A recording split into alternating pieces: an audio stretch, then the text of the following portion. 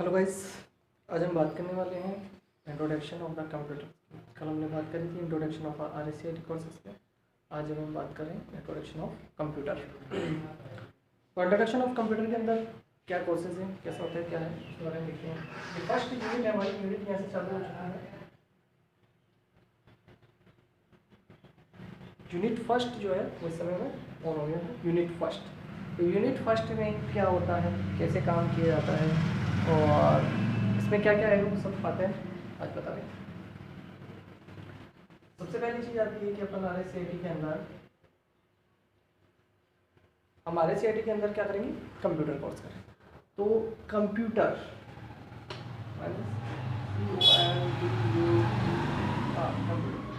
What is the computer. Computer क्या चीज़ है, computer जो है वो किसे कहा जाता है, क्या करता है, तो उसके बारे में पता करें कि कंप्यूटर क्या चीज़ होती है। व्हाट इज़ द कंप्यूटर, क्या कंप्यूटर कैसे फंक्शनल होता है, कैसे काम करता है, क्या चीज़ होती है कंप्यूटर, उसके बारे में हम यहाँ देखेंगे।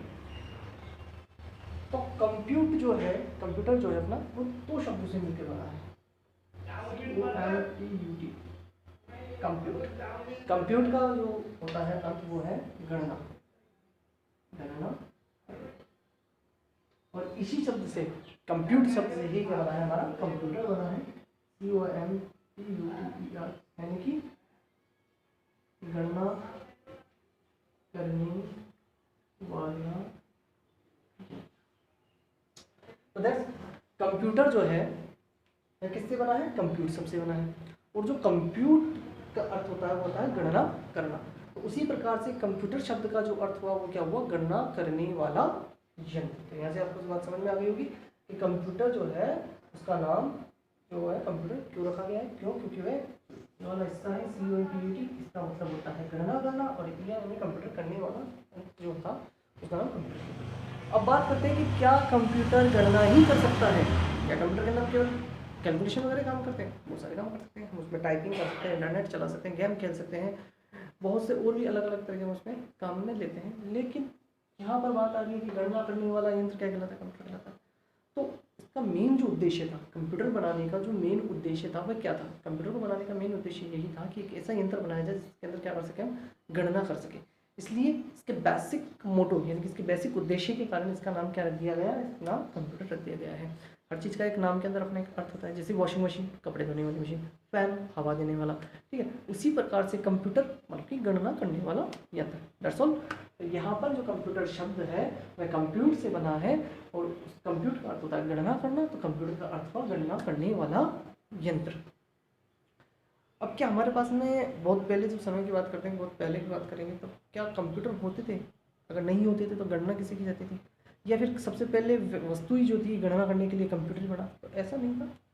अगर हम बहुत पहले की बात करते हैं, जैसे कि एम्पायर ऑफ द किसी प्रकार के राजा वगैरह की, तो उस समय जो भी गणनाएं की जाती थी, कैलकुलेशन की जाती थी, वो मैनुअल चलती थी, ठीक है। तो मैनुअल चलने का नाम, मैनुअल मतलब हाथ से की गई गणना होती है, तो हाथ से गणना करते थे, मैनुअली करते थे। उसके बाद में क्या हुआ, फिर थोड़ी सिविलाइजेशन आगे बढ़ी, सभ्यताएं आगे बढ़ी, और सभ्यता आगे बढ़ने के कारण उसमें क्या हुआ, एक चीज़ की जरूरत पड़ी कि कोई ऐसी मशीन बनाओ जो कि क्या कर सके, गणना कर सके। तो इसलिए फिर एक मशीन उस समय बनी हुई थी जिसका नाम क्या था,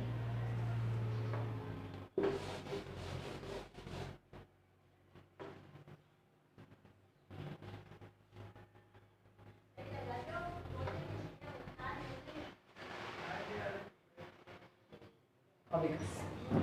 तो विश्व में सर्वप्रथम गणना करने के लिए जो यंत्र बनाया गया था उस यंत्र का क्या नाम रखा गया, अबेकस रखा गया।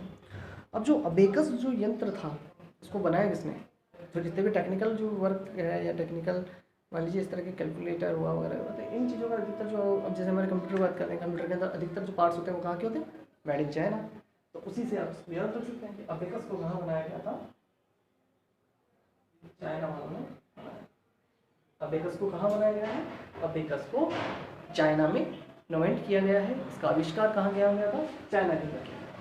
बहुत से बच्चे जानते होंगे अबेकस कैसा होता है, जो नहीं जानते उनके लिए बता देता हूँ। अबेकस जो है एक तरह का लकड़ी का इस तरह का फ्रेम होता है, जिसे अपन ने बचपन में पढ़ा था, एक स्लेट हुआ करती थी जिस पर हम लिखते थे करते थे। तो उस स्लेट के अंदर से आप ये करेंगे कि वो खोखला है, बस चारों तरफ की बाउंड्री है, तो उसी तरह का ये चारों तरफ की बाउंड्री हो जाती थी, एक फ्रेम हो जाता था। इसके अंदर लकड़ी की छोटी छोटी यहाँ पे सपोर्ट लगा देता है, इस तरह के सपोर्ट लगे रहते हैं, इस पर प्लास्टिक के छर्रे लगे रहते हैं। बहुत अलग अलग डिजाइन के अलग अलग प्रकार के आपके पास में अबेकस आपको मिल जाएंगे। तो इस तरह का जो एक यंत्र हुआ करता था वो क्या कहलाया जाता था? अबेकस कहलाया जाता था। अब जो ये अबेकस था ये क्या करता था? ये गणना करने के लिए बनाया गया था। इसको क्या करते थे? इससे कैलकुलेशन करते थे। अब इससे कैलकुलेशन कैसे करते थे? देखो फिंगर होती है अपने पास, हाथ पर, हम कैसे करते हैं? 1 2 3 आधार मानते हैं इन चीज़ों को, 1 2 3 4 5 6 जो भी करनी होती है उसी प्रकार से यहाँ पे जो हमारे पास प्लास्टिक शर्रें लगे होते थे उनके आधार पर हम क्या करते थे? गणना करते थे। यहाँ पर आपको कैलकुलेशन आनी चाहिए, खुद को कैलकुलेशन आएगी तो आप इस पर गणना कर सकते थे। ऐसा नहीं है कि जैसे अपने आपस में मान लीजिए कि मैं कहता हूँ कि भाई आपको 70 का पहाड़ा बोलना है तो 70 का पहाड़ा आपको बोलना है, भैया बताइए 70 को अगर 9 से गुना करा जाए तो कितना आएगा? तो ठीक है आप कैलकुलेशन करके बताएंगे। लेकिन अगर मैं कैलकुलेटर दे दूँ तो तुरंत आप जल्दी से जल्दी आंसर दे देते हैं।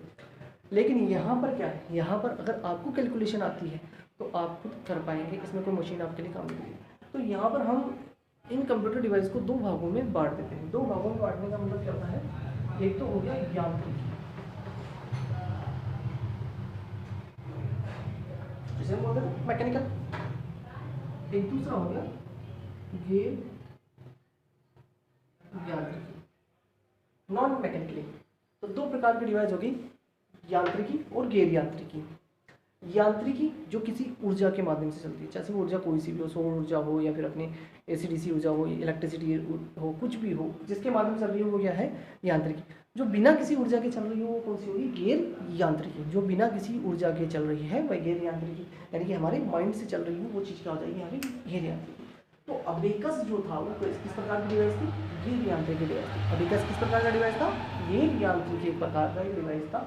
इसे बनाया कहाँ गया था? चाइना में बनाया गया था। नाम था इसका अबेकस था। इनोवेट चाइना के अंदर किया गया था। तो अधिकतर जो आपसे क्वेश्चन पूछे जाते हैं आरएससीईआरटी में, जैसे क्वेश्चन पूछा गया, आरएससीईआरटी बात करते हैं हम, तो आरएससीईआरटी में अगर क्वेश्चन पूछा गया तो यही पूछा गया है विश्व का सर्वप्रथम गणना करने वाला यंत्र कौन सा था? तो विश्व का सर्वप्रथम गणना करने वाला जो यंत्र था उसका नाम क्या था? अबेकस। That's all. नोट करना है तो कर लीजिए, पर मैं हटा रहा हूँ उसको।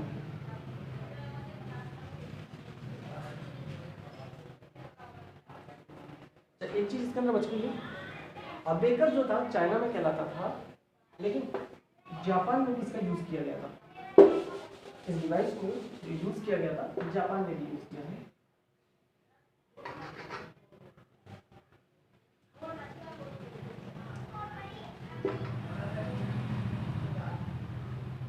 और जापान में इसको कहा जाता सारोबान। जापान में इसको क्या कहा गया? सारोबान कहा गया है। ऐसा क्वेश्चन हालांकि आरएससीईआरटी में नहीं पूछा था, लेकिन अनेक जो दूसरे अनेक कंपटीशन है उसमें पूछे जाने वाला क्वेश्चन है कि भी जापान के अंदर अबेकस को किस नाम से जाना जाता था? तो उसके सारोबान नाम से जाना जाता था।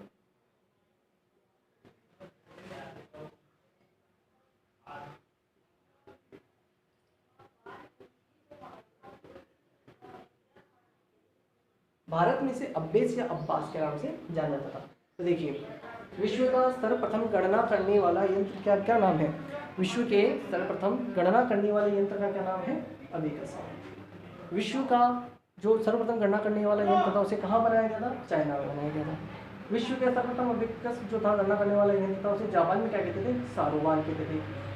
इसे भारत में क्या कहा जाता था? अब्बेस या अब्बास के नाम से जाना जाता था, क्योंकि कैलकुलेशन करने के लिए इस डिवाइस को काम में लिया जाता था।